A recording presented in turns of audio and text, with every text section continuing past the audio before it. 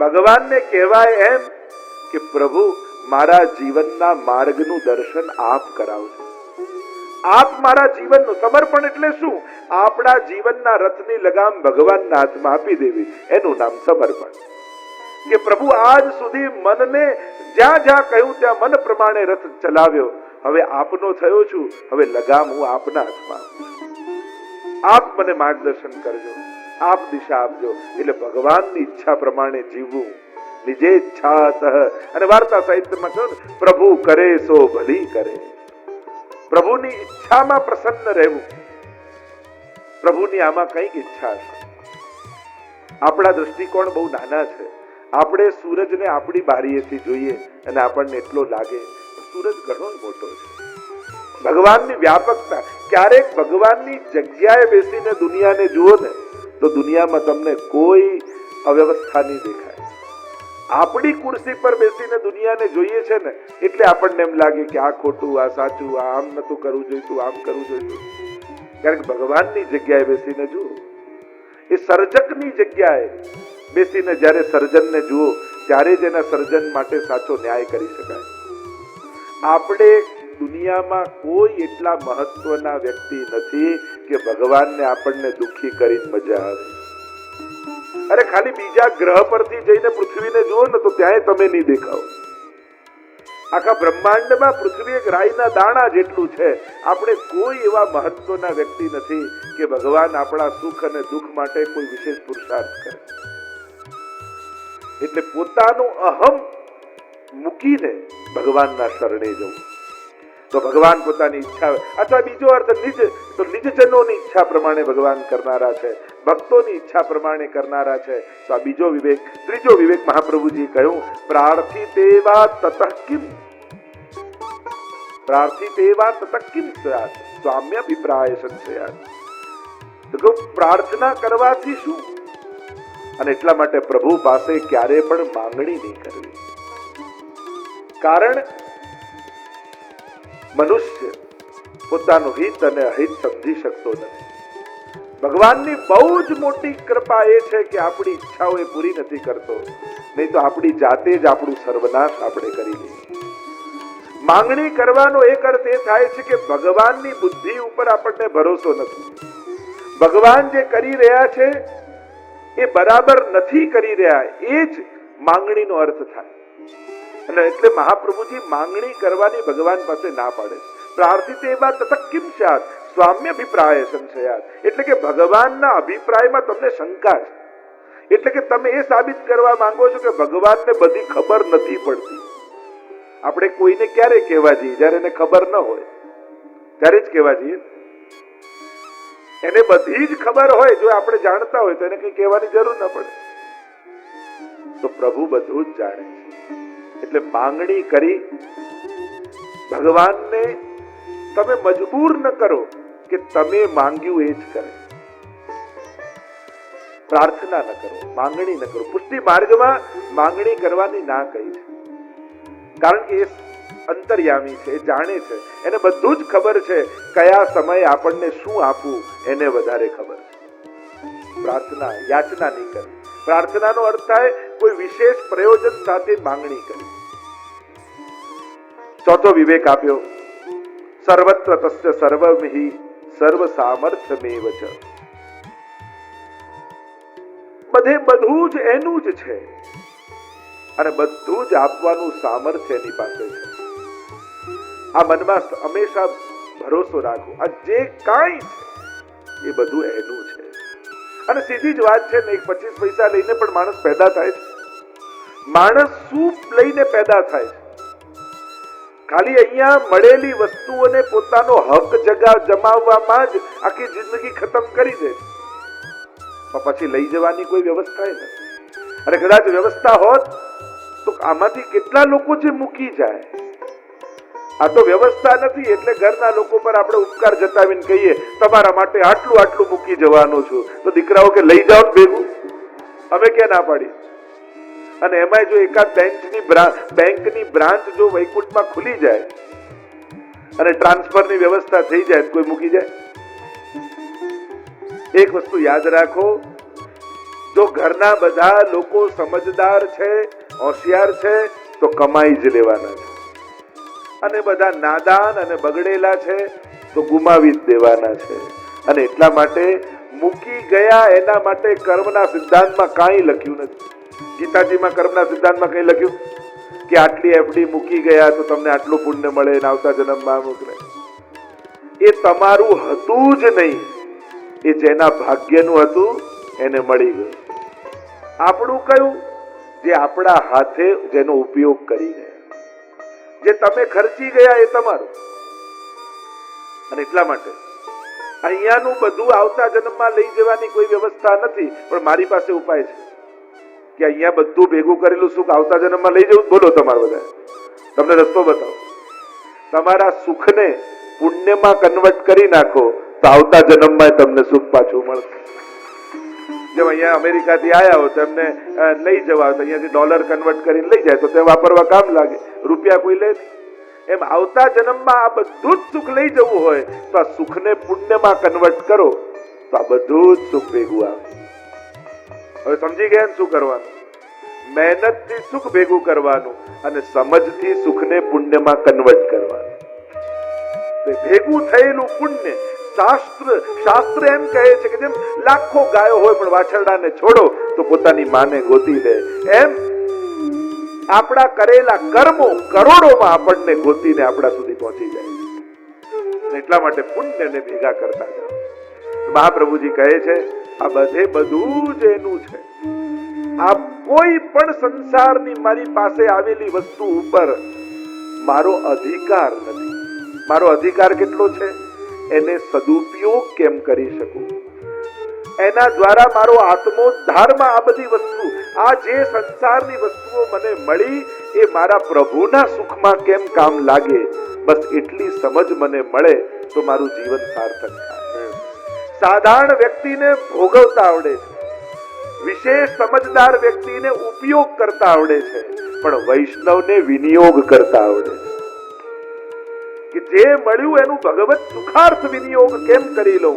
આ થકી આ સંસારની વસ્તુઓ પતન કરનારી છે, પાડનારી છે, બંધન કરનારી છે, પણ એને જો પ્રભુના સુખમાં ઉપયોગ કરું તો મારા પ્રભુની પ્રસન્નતાનું કારણ બની જાય અને મારા જીવનની વૈષ્ણવી જીવનની સફળતા મને થઈ જાય.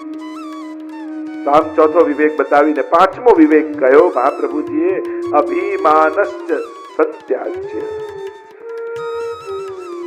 વૈષ્ણવે શરણાગત જીવે અભિમાનનો ત્યાગ કરવો એ વૈષ્ણવનો પાંચમો વિવેક છે. કોઈ પણ પ્રકારનો મદ જીવનમાં નહીં રાખો. આપણે ત્યાં તો કહ્યું સંસારિક વસ્તુનો તો નહીં,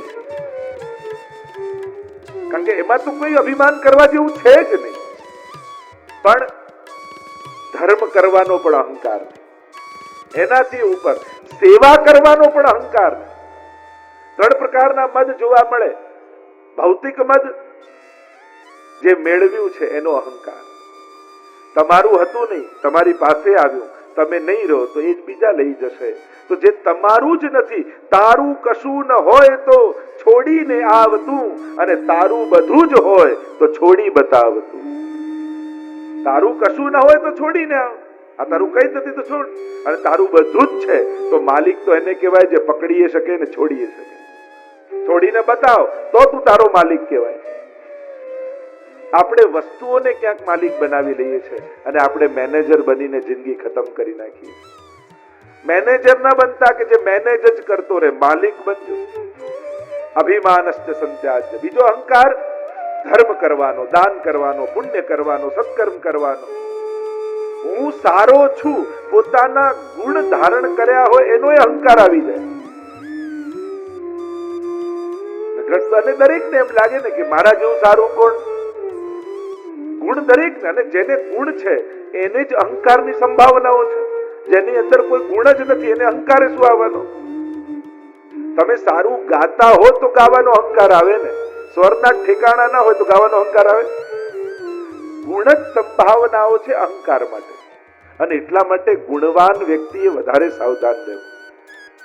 જેની અંદર કોઈ વિશેષતા ભગવાને આપી છે એ વિશેષતાઓનો પ્રભુમાં વિનિયોગ કરીને દીનતા પ્રાપ્ત કરવી, ઉદ્ધારનો માર્ગ કરવો. પણ ગુણ મારા છે અને આ મારી વિશેષતા છે એમ જો વિચારશો તો ગુણ જ તમને પાડી દેશે. અને એટલા માટે આ ગુણ ઠાકોરજીની પ્રસન્નતા માટે મને ઠાકોરજી આપ્યા છે. એવું ભગવત બુદ્ધિ રાખશો તો ગુણ ઉદ્ધારના કારણ બનશે, નહીં તો આપણા પતનના કારણ થઈ જશે. ત્રીજો અહંકાર, જે આજે દૈવિક, જે સેવાનો આવે, સત્સંગનો આવે, હું આટલા પાઠ કરી શકું છું, હું આટલી માળા ફેરવી શકું છું, એનો પણ એક અજ્ઞાત અહંકાર આવે. અને એટલે પુષ્ટિ માર્ગમાં તો એમ કહેવાય કે હું સેવા કરું છું એમ નથી કહેતા, ઠાકોરજી કૃપા કરીને સેવા અંગીકાર કરે. પ્રભુએ આટલી સેવા મારી લીધી, પ્રભુએ મારા પર કૃપા કરી, મેં સત્કર્મ કર્યું એમ નહીં, પ્રભુએ આટલા લાખો લોકોમાંથી પુણ્ય કરવા માટે મને પસંદ કર્યો, એ ઠાકોરજીનો મારા ઉપર ઉપકાર છે. આ ભાવ રાખો. હાથ તો બધાને આપ્યા હતા, પણ ઠાકોરજીએ મારા હાથને પુણ્યો માટે પસંદ કર્યા. ધન બધાને આપ્યું હતું, પણ ઠાકોરજીએ પોતાનું કાર્ય કરાવવા માટે મારા ખિસ્સામાં હાથ નાખ્યો. આ ઠાકોરજીનો ઉપકાર છે મારા ઉપર. આંખ બધાને આપેલી, પણ મારી આંખને દર્શન ઠાકોરજી આપ્યા. આ ઠાકોરજીનો મારા ઉપર ઉપકાર. ત્યારે આંખની વિશેષતા નહીં જોવી, ઠાકોરજીની કૃપા જોવી કે પ્રભુએ આના માટે મને પસંદ કર્યો. આ સમજ છે ભક્તની. તો અભિમાનસ્ચ સંત્યાજ્ય, વૈષ્ણવે ક્યારે પણ અહંકાર નહીં કરો. એટલે તો વાર્તા સાહિત્યમાં નથી પેલી રાણીનો પ્રસંગ આવે કે દર્શન કરવા તો જાઉં, પણ હું એકલી દર્શન કરું, ચાદર છત્ર ઓઢીને દર્શન કરું, હું દર્શન કરતી હોઉં ત્યારે કોઈ ન કરે. મહાપ્રભુજી કેવું છે, ઠીક છે તમે કરો, પણ આ શ્રીનાથજી બાબા કોઈનો અહંકાર ચલાવી દે. દરવાજા બંધ કર્યા અને એકલા દર્શનની વ્યવસ્થા કરી, એટલા તો શ્રીજીએ બીજું રૂપ ધારણ કર્યું અને દરવાજા ખોલી દીધા. હજારોની ભીડ આવીને એક કપડું ન રહ્યું. આ શ્રીનાથજી કોઈનો અહંકાર ચલાવતા નથી. અને એટલા માટે વૈષ્ણવે મદ નહીં કરવું, અહમ નહીં કરવું. અહંકાર એ ભાર છે, અને જેટલું ભાર બાંધીને પાણીમાં કૂદો ને એટલે ડૂબવાની સંભાવના વધી જાય.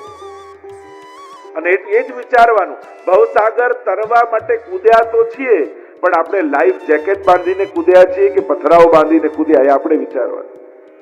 જેટલો ભાર બાંધેલો હશે એટલી ડૂબવાની સંભાવના વધારે. મદનો ત્યાગ. એટલે જ પુષ્ટિ માર્ગમાં તો અનેક પ્રકારના વારંવાર ચેતવવામાં આવતું, મદ ન કરતા, અહંકાર ન કરતા. ઠાકોરજીની બુહારીની સેવા કરો, દંડવત કરો, વંદન કરો, જેનાથી અહંકાર ઓગળે. પાંચમો વિવેક, છઠ્ઠો વિવેક આપ્યો, વિશેષ આજ્ઞા સ્યાદ અંતઃકરણ ગોચર. વિશેષતઃ ચેત આજ્ઞા, કે સ્વર્માર્ગની રીત પ્રમાણે, ગુરુની આજ્ઞા પ્રમાણે સેવા કરતા પ્રભુની કોઈ વિશેષ આજ્ઞા થાય, અને એ વિશેષ આજ્ઞા પ્રભુની આપણા સુખ કરતા કઈ જુદી હોય, આપણા સમજ કરતા કોઈ જુદી હોય, તો પણ એ આજ્ઞાને સ્વીકારી લે. એમાં અન્યથા વિચાર નહીં કરો. કારણ કે જીવન આપણી ધારણા પ્રમાણે ચાલતું નથી. જો ઘણીવાર ઠાકોરજી કોઈ આજ્ઞા કરે, કોઈ પ્રેરણા કરે, ગુરુ કોઈ આજ્ઞા કરે, અને આપણી સમજથી વિપરીત હોય કે આવું મને કેમ કહ્યું, આ રીતે ઠાકોરજીએ કેમ કર્યું, મેં તો આવા બધા પ્લાન કરી રાખ્યા હતા, મેં તો આવું બધું ગોઠવી રાખ્યું હતું, મારે તો આવું કરવું હતું, અને ઠાકોરજી મારી જોડે આમ કેમ કરી દીધું. આવો વિચાર આવે એટલે ભગવાન પર શંકા કરી કહેવાય, ભગવાન પર અભાવ આવ્યો કહેવાય. જ્યારે આપણી ધારણાથી કઈ વિપરીત ઘટે ને એટલે ભગવાન પર આપણને અભાવ આવી જાય. લો, આટલી એક વર્ષથી હું બધી વ્યવસ્થા કરતો હતો ને આવું પ્લાનિંગ હતું, ઠાકોરજી આવું કરી નાખ્યું. મહાપ્રભુજી કહે પણ એમાં પણ ઠાકોરજીની કૃપા જ જોવી. કારણ કે જીવનમાં ઘણું બધું એવું હોય છે, જો આપણી ધારણા પ્રમાણે જ થયું હોત ને તો આપણે જીવનમાં અત્યારે જેટલા સુખી છે ને એટલા નાય હોત. કારણ કે માણસને ફાયદો થાય ને ત્યારે ભગવાન પર પ્રશ્નાર્થ નથી જાય, સુખ આપવા માટે હું જ તમને મળું છું. આવું ક્યારે ભગવાન પાસે થાય? પણ થોડુંક દુઃખ આવે તેમ થાય, હું જ તમને મળ્યો ભગવાન. તો સુખમાં તો વાય આવો ક્વેશ્ચન ભગવાનને ક્યારે કરતા નથી, પણ દુઃખ આવે ત્યારે વાય વાય વાય વાય કેટલું લાંબુ લખી નાખે. સુખ તો જાણે હું લકી છું ને મેં કોઈ પુણ્યો કર્યા હશે ને એમાંય પાછા મૂળમાં પોતાને મૂકી દઈએ. મેં કંઈક સારું કર્યું હશે એટલે ભગવાને સારું કર્યું. એમાં ઠાકોરજીની કૃપા નથી દેખાતી. એક ટેનિસનો પ્લેયર હતો ને કેટલા એને એવોર્ડ જીતેલા અને એને એકવાર કેન્સર થયું અને ત્યારે એને કોઈ કહ્યું કે તારી જોડે જ કેમ આમ થયું? ત્યારે એને કહ્યું કે દુનિયામાં કેટલા કરોડો લોકો ટેનિસ રમે છે, એમાંથી કેટલાક લાખો લોકો સિરિયસલી રમતા હશે, એમાંથી કેટલાક હજારો લોકો નેશનલ લેવલ પર રમતા હશે, એમાંથી કેટલાક 100 લોકો ઇન્ટરનેશનલ લેવલ પર રમતા હશે અને એમાંથી છેલ્લે મેચ રમતા રમતા 2 જણા ફાઇનલમાં આવે અને એમાં હું એક જીત્યો. ત્યારે મેં ભગવાનને પૂછ્યું નહોતું કે વાય મી, કેમ મને તે પસંદ કર્યો આ જીત માટે? તો આજે હું ભગવાનને કેમ કહી દઉં કે કેમ તે મને દુઃખ આપ્યું?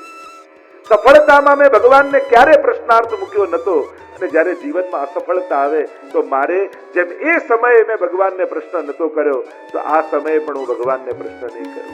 એ સમયે ખુશી ખુશીથી સ્વીકારી લીધું હતું એમ આજે પણ હું સ્વીકારવા તૈયાર છું.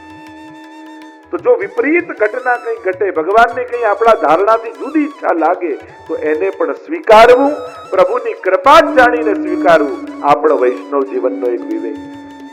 તો મોટા ભાગે ઉદ્વેગ આપણને એમ જ થાય, ધારે આ પ્રમાણે થયું નહીં, ટેન્શન એમાં જ હોય. એટલે એકવાર અકબર બિરબલની કથામાં પણ કહે છે ને કે બિરબલ મને કોઈ એવું વાક્ય કહે કે સુખમાં સાંભળું તો દુઃખ થાય અને દુઃખમાં સાંભળું તો સુખ થાય. ત્યારે બિરબલે એક વાક્ય કહ્યું કે ये समय भी चला जाएगा. જો સુખમાં સાંભળો તો દુઃખ થાય, અરે આ ટાઈમ જતો રહેશે, અને દુઃખમાં સાંભળો તો સુખ થાય, ચલો આ ટાઈમ પણ જતો રહેશે.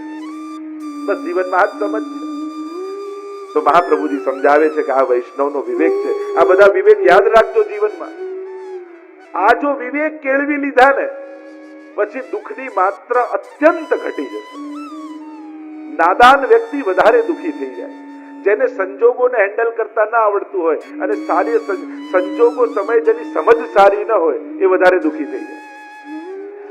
જેનો સ્વભાવ વધારે ખરાબ હોય ને એ વિપરીત સંજોગોમાં વધારે દુઃખી થાય. બધું બરાબર ચાલતું હોય ને ત્યારે વાંધો ના આવે, ત્યારે બધા એના સ્વભાવને ઝીલવી લે, પણ વિપરીત સંજોગો થાય ને ત્યારે માણસ વધારે દુઃખી થાય.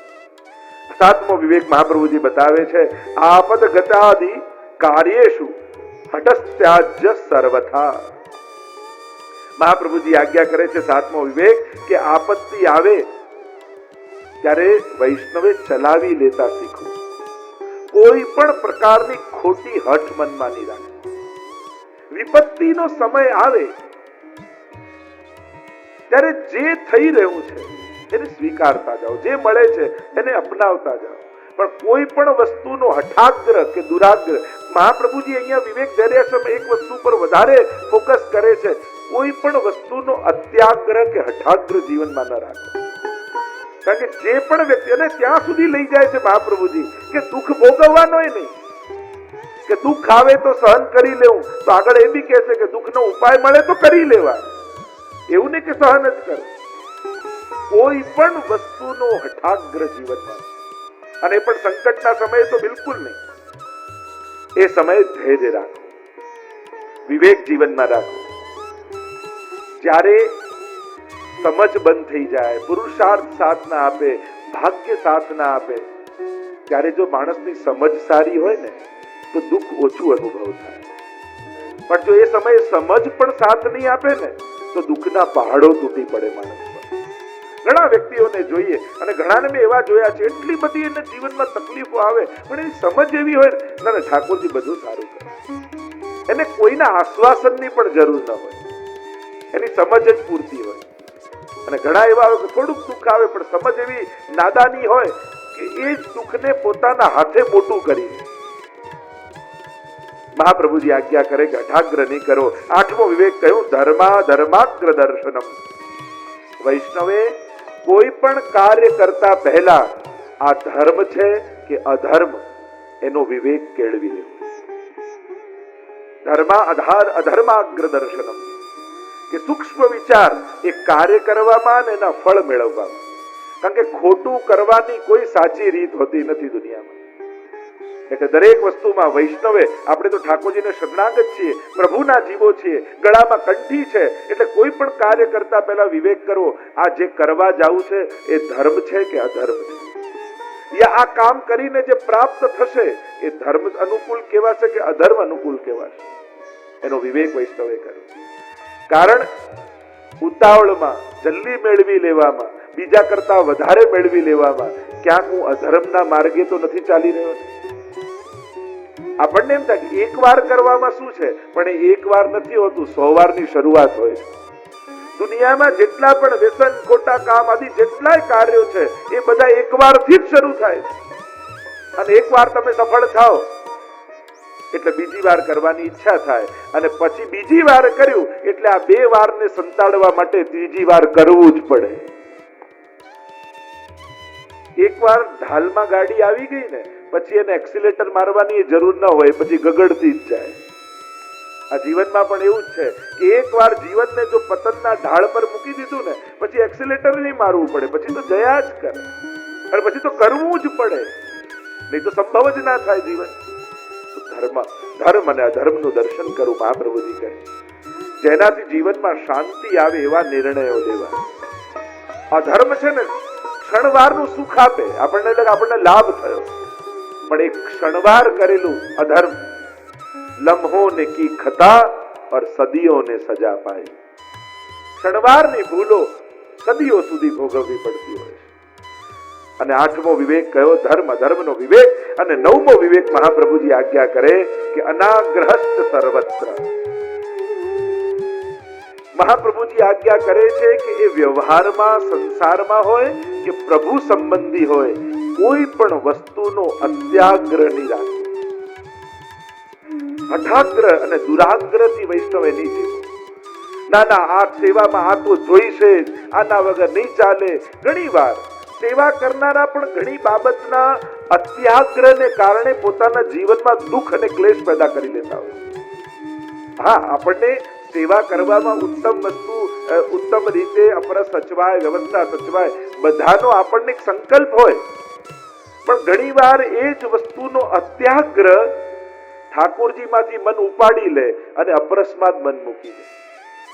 ઘણી વાર અતિશય અપરસ પાડનારા, અત્યાગ્રહ રાખનાર, કોઈ અડીતો નથી ગયું, ભગવાન સિવાય બધે એનું મન હોય, મન એમાં જ જતું રહે. અને અપરસમાં છોવાઈએ છે કેમ? છોવાનું મૂળ કારણ કોઈ અડ્યું એમ એના માટે નહીં, કોઈ અડ્યું એ ખબર પડી એટલે છોવાઈ ગઈ. કે તારું ધ્યાન ભગવાનને છોડીને બીજામાં ગયું કેમ? તું તો સેવામાં હતો. ચેતસ્તક પ્રવણમ સેવા. ચિત્ત પ્રભુને છોડીને અન્યમાં જવું, એ જ અપરસનું છોવાવું. એટલે ઘણીવાર આપણે કોશિશ કરવી. મહાપ્રભુજી આજ્ઞા કરે છે સ્વધર્માચરણમ સત્યા વિધર્માશ્ચ નિવર્તનમ.